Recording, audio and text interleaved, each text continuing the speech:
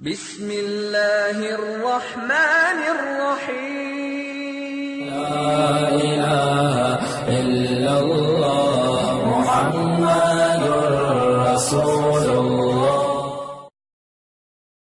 مقصد یہ ہے آج کا جو پہلا میرا درس ہے اس میں بنیادی بات وہی ہے کہ ہمارے دلائل کتنے ہیں؟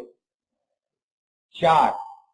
ہم ان 4 دلائل کو مانتے ہیں اور ہم جو بات بھی کہیں گے، کوئی تعریف کریں گے تو وہ بھی 4 جگہوں میں سے کسی دلیل میں ہوگی، یا اجماع میں ہوگی یا قیاس میں ہوگی۔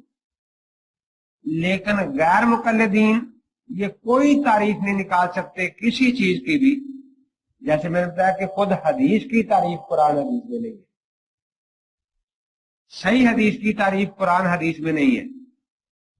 ایک دفعہ تقریباً 25 سال گزر گئے، پسرور میں ضلع سیالکوٹ میں مناظرہ تھا، میں نے لکھا 20 رکعت تراویح با جماعت سنت معتبر ہے، انہوں نے لکھا کہ 8 رکعت تراویح با جماعت سنت معتبر ہے۔ رسول مناظر میں لکھا ہے کہ دعوے میں حکم ہونا چاہیے، تو حکم کیا ہے؟ میں نے بھی لکھ دیا، انہوں نے بھی لکھ دیا۔ اس کے بعد یہ ہے کہ اس کے جو مفرد الفاظ ہیں ان کی تعریف ہو جائے کہ سنت مؤکدہ کسے کہتے ہیں، تاکہ بات بالکل واضح ہو کر لوگوں کے سامنے آ جائے۔ تو میں نے کہا کہ آپ سنت مؤکدہ کی تعریف لکھیں اور صرف قرآن یا حدیث سے، کسی امتی کی کتاب سے چوری نہ کرے، کیونکہ آپ جانتے ہیں کہ چور کے ہاتھ کاٹ جایا کرتے ہیں۔ وہ بڑے پریشان ہوئے، ان سے چوری کرنے کی تعریف بیچاروں نے کافی شور مچا کے پھر لکھا السنت ما واظبہ النبی صلی اللہ علیہ وسلم بنفسہ ہی، سنت وہ چیز ہے جس پر حضرت نے بذات خود مواظبت فرمائی ہو، ہمیشگی فرمائی ہو، وہ سنت ہے۔ تو میں نے کہا یہ تعریف نہ جامع ہے نہ مانے ہے۔ فتح القدیر سے چوری کی ہے اور فتح القدیر والے نے خود اس کو غلط سمجھ کر اپنی دوسری کتاب تحل اصول میں رد کر دیا ہے کہ یہ تعریف غلط ہے۔ صحیح تعریف ہوئی ہے جو حدیث میں اور ہمارے اصول فقہ میں آتی ہے، السنت هو الطریقۃ المسلوکۃ المرضیۃ فی باب الدین سواء کانت عن النبی صلی اللہ علیہ وسلم اور اصحابہ الکرام علیکم بسنتی و سنت الخلفاء الراشدین المہدیین، کہ نبی پاک کی مواظبت ثابت ہو جائے تو بھی سنت ہے، صحابہ کی مواظبت ثابت ہو جائے تو بھی سنت ہے۔ میں نے کہا آپ کی تعریف جو ہے یہ نہ جامع ہے نہ مانے ہے۔ تو خود تعریف جو ہے اس کے 2 حصے ہوتے ہیں نا، کون کون سے بلا جی؟ بات سنیں گے آپ، جنس اور فصل سے مل کر تعریف بنتی ہے ہمیشہ، جنس سے جامعیت آتی ہے اور فصل سے مانعیت آتی ہے۔ تو اس لیے آپ خود بھی تعریفیں پہلے آپ نے یاد کی ہوں گی، لیکن یہ دونوں حصے ذہن میں رکھ کر یاد رکھیں، ان سے بھی کرائیں تو تعریف کے حصے جو ہیں وہ ذہن میں رکھیں کہ اس میں جنس کا حصہ کون سا ہے اور فصل کا حصہ کون سا ہے۔ کلمہ ہے مثلا اسم فعل حرف، اب یہ کہ ہر با معنی ہے یہ درجہ جنس کا ہے، اس کے ساتھ زمانہ پایا جائے یہ فصل ہے نا فعل کے لیے۔ تو اس طریقے سے جب آپ دلیلوں کا تجزیہ، تعریفوں کا تجزیہ کریں گے، اس میں کتنا حصہ جو ہے وہ جنس کا ہے اور کتنا حصہ فصل کا ہے، تو ایک کو تو آپ کو یاد جلدی ہو جائے گی۔ لزوم میں دونوں برابر ہیں جنس کے درجے میں، فرض بھی اور نفل بھی، نہ واجب بھی۔ تو فصل کیا ہے کہ یہاں قطعیت ہے لزوم میں، یہاں ظنیت ہے لزوم میں۔ سنت اور نفل میں یہی فرق ہے، دونوں باتیں حضور پاک سے ثابت ہیں۔ اس درجے میں یہ درجہ جنس میں ہے، لیکن جہاں مواظبت پائی جائے گی یہ فصل ہے سنت مؤکدہ کے لیے، اس کو ہم سنت مؤکدہ کہیں گے۔ جہاں مواظبت نہ پائی جائے گی اس کو مستحب یا نفل کہیں گے۔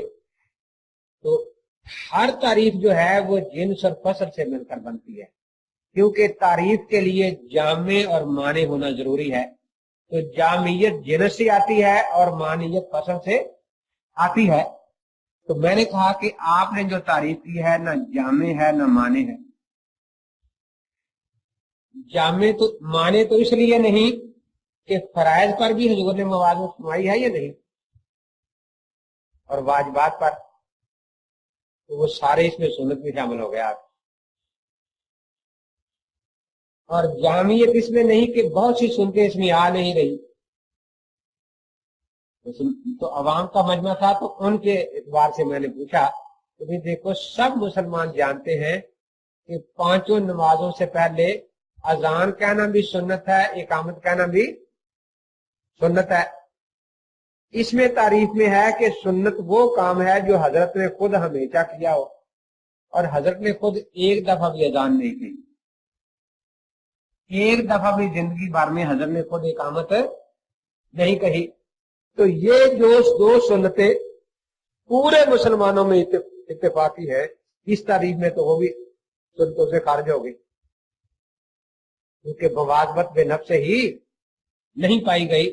हमारे यहाँ मवाज़बत तशरीह कहते हैं इसको, कि हजरत के हुक्म से काम शुरू हो और फिर उस पर मवाज़बत पाई जाए हजरत के सामने, तो इसलिए हमारे यहाँ तो मवाज़बत तशरीह पाई गई ना। वो कहते थे मवाज़बत बेनफ्स से ही पाई जाए खुद हजरत के। मैंने कहा ये जो तारीफ आपने की है ना जामे है ना माने है, इसलिए चोरी भी की, चोरी का इल्जाम भी सर पर लिया कि हमारी फतुल कदीर से ये तारीफ ली, और काम भी ना बना। इसको कहते हैं खसरत दुनिया वाला आखिरा, न दीन रहा ना दुनिया रही। मैंने कहा डूब मरने की बात है, नाम कुरान जिसका लेते हो और तारीफें हमारी किताबों से चोरी करते हो। तो वो जो तारीफ कर रहा था उसका नाम मोहम्मद रफीक था, एक हाथ उसका था, दूसरा नहीं था। ये पता नहीं कुरान वाला था या हदीस वाला था बहरहाल एक ही। तो उसका उस्ताद 5 सफ़े पीछे बैठा था। देखो ना कितनी कदर है उस्ताद। शागिर्द 5 सफ़े आगे, उस्ताद 5 सफ़े पीछे बैठा।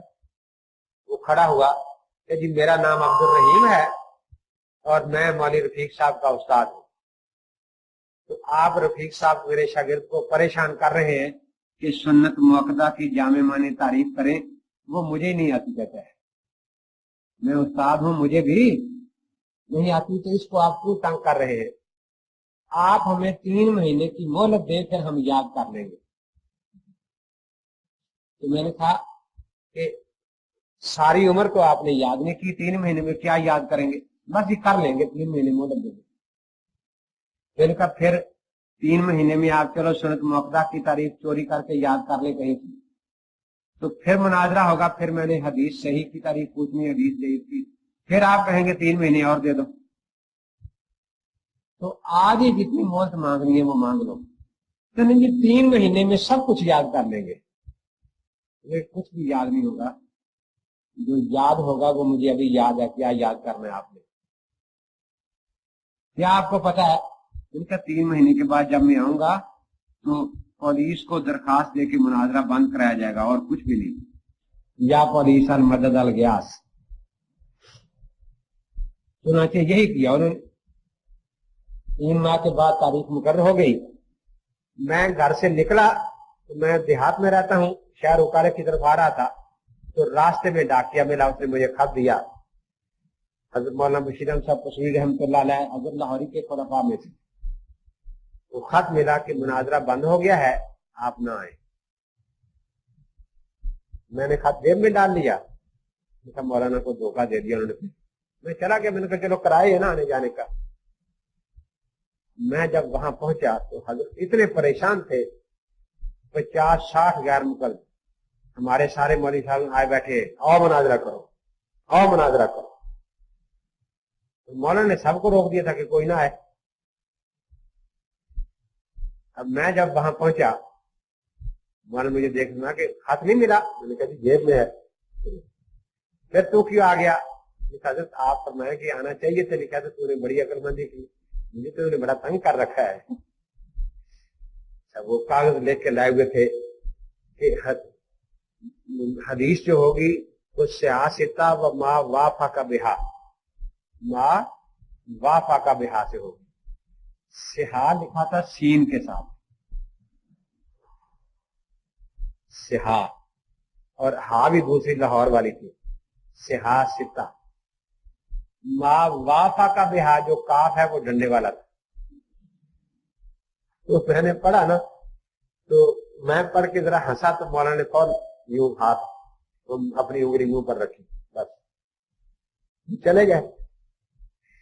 میں نے کہا حضرت یہ کیا بات، آپ نے مجھے خاموش کر دیا تھا کہ ان بے ایمانوں کو ساری عمر غلط پڑھنے دیا کرو، انہیں کون سا احسان ماننا کہ ہماری کسی نے تصحیح کر دی ہے، جو غلط لکھے میں نے کبھی ان کو غلطی نہیں بتائی، ساری عمر ہی غلط لکھی، ساری عمر ہی غلط پڑے۔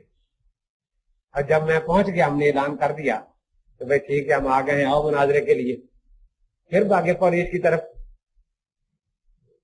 ہم بار بار اعلان کر رہے تھے کہ 3 مہینے مہلت مانگی تھی، آؤ سنت موقدہ کی تعریف سناؤ ہمیں، آؤ صحیح حدیث کی تعریف سناؤ۔ پھر کیا دیکھو جی ان کا سپیکر بھی بند کر دو، ہمارا بھی بند کر دو، ہم بڑے پریشان ہیں جی، انہوں نے ہمیں پریشان کر رکھا ہے۔ تو اس کے باوجود 3 ماہ بعد مجھے پھر ایک رسالہ ملا، مکالمہ تراوی اس کا نام تھا، جس میں لکھا تھا کہ پسرور میں حنفیوں کی ذلت میں شکست۔ ہم سارا دن کتابیں لے کر مناظرے کے میدان میں بیٹھے رہے اور کوئی حنفی مناظر وہاں نہیں تھا۔ سبسکرائب کیجئے ہمارے چینل اور دبائیے بیل کا آئیکن تاکہ آپ کو ریگولر نوٹیفیکیشن اپڈیٹس مل سکے۔